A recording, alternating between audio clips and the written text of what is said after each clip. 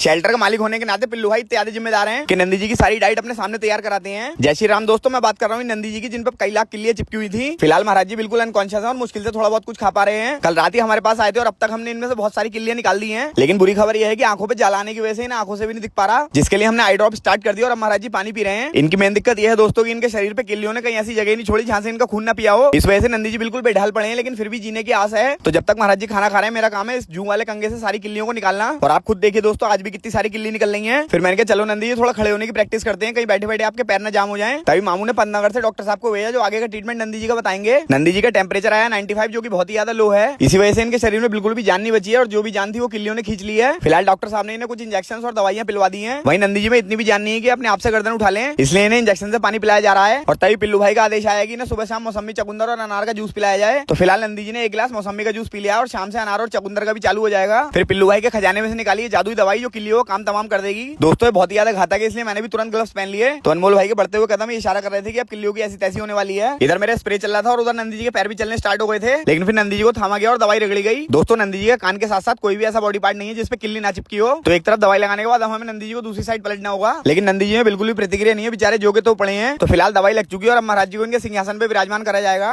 फिर double stand पे गाड़ी लगाई गई क्योंकि शाम हो चुकी है और अब नंदी जी के खाने का टाइम है। लेकिन उससे पहले मुझे नंदी जी की आंखों को क्लीन करके उनमें आई ड्रॉप डालनी है। तो दोनों आंखों में आई ड्रॉप डालने के बाद फाइनली भोजन स्टार्ट हुआ। दोस्तों हमारा मानना है कि नंदी जी खाते रहेंगे तो बहुत जल्दी स्वस्थ हो जाएंगे, इसलिए इनका मुंह चलना अति आवश्यक है। तभी डॉक्टर साहब ने भी करेक्ट 4:30 बजे आते ही नंदी जी का टेम्परेचर चेक किया, जो कि अभी भी नॉर्मल नहीं है। तो दवाइयों का थैला लाया गया और तभी किशोरी जी बोली कि अगर ये नहीं खाना है तो लाओ इनका खाना मुझे दे दो। तभी पिल्लू भाई और मामू भी मार्केट से तुरंत शेल्टर पहुंचे, क्योंकि कुछ और भी दवाइयां और ड्रिप डॉक्टर ने सजेस्ट की थी जो नंदी जी के चलेंगी। तो पूरे परिवार के साथ पहले बैठ के ट्रीटमेंट समझा गया और फिर नंदी जी की लाइव लोकेशन को तुरंत आईसीयू में बदला गया। डॉक्टर ने बताया कि इन्हें हमें एक स्पेशल ड्रिप चढ़ानी होगी, जिसे डेक्सट्रोज 25% कहते हैं, और ये नंदी जी को ताकत देने के साथ साथ उनकी बॉडी का डिहाइड्रेशन भी कम करेगी। लेकिन मैं तो आज भी अपने उस किल्ली निकालने वाले काम पे ही हूँ। और इधर डॉक्टर साहब भी पूरी शिद्दत के साथ महाराज जी के ट्रीटमेंट में लगे हुए थे। 4 तरीके के इंजेक्शन देने के बाद फाइनली महाराज जी को अब ये गोली खिलाई जाएगी। तो फटाफटी से पत्थर से कूटने के बाद इंजेक्शन में लोड करा गया और सीधे पिचकारी नंदी जी के मुंह के अंदर। और अब देनी है हमें दूसरी गोली, जिसके साथ पानी मिलाकर नंदी जी को खिला दी गई। उसके बाद अनमोल भाई ने साफ करे अपने हथियार, क्योंकि ये दिन में 2 बार चलते हैं। फिर महाराज जी का डबल स्टैंड लगा के दोबारा इन्हें बैठाया गया, क्योंकि जितना बैठे रहेंगे उतनी जल्दी ठीक होंगे। और नंदी जी के लिए आया हुआ दवाइयों का सारा बारदाना मैंने ही कोने में सेट कर दिया और पानी फेंकने के बाद ये बर्तन जाएंगे सीधे धुलने। तभी मामू भी नंदी जी का जूस लेके शेल्टर पहुंच चुके थे, लेकिन ये रात हमने इसलिए नहीं पिलाया क्योंकि नंदी जी को बहुत सारी ड्रिप चढ़ी हुई थी। तो आज की नंदी जी गुड मॉर्निंग करी जाएगी ठंडे ठंडे फ्रेश जूस से। किसी बड़े हादसे के बाद दोस्तों ये बेचारे इतने ट्रॉमा में चले जाते हैं कि अपने आप से कुछ कर नहीं पाते, और जब इनकी हिम्मत टूट जाती है तो उसे जोड़ने के लिए पिल्लू भाई का शेल्टर इनके साथ हमेशा खड़ा रहता है। तो फाइनली जूस का इंजेक्शन भर के नंदी जी को तर करना स्टार्ट करा गया। और अच्छी बात यह है दोस्तों कि नंदी जी को जूस बहुत ज्यादा पसंद आया, देखिए कितने प्यार से पी रहे हैं। लेकिन दुख होता है तो इस गिरती हुई गर्दन को देखकर, जो अपने आप से नहीं उठ पाती। डॉक्टर्स ने पहले ही कह दिया कि इनके बचने के चांसेस बहुत ज्यादा कम है, लेकिन हम अपनी तरफ से पूरी कोशिश करेंगे। इस वीडियो में आपने नंदी जी की 2 दिन की सेवा देखी और आपने अगर इस वीडियो को 10 लोगों को शेयर करके और दिखा दिया तो वही ये सेवा सार्थक है। हर हर महादेव।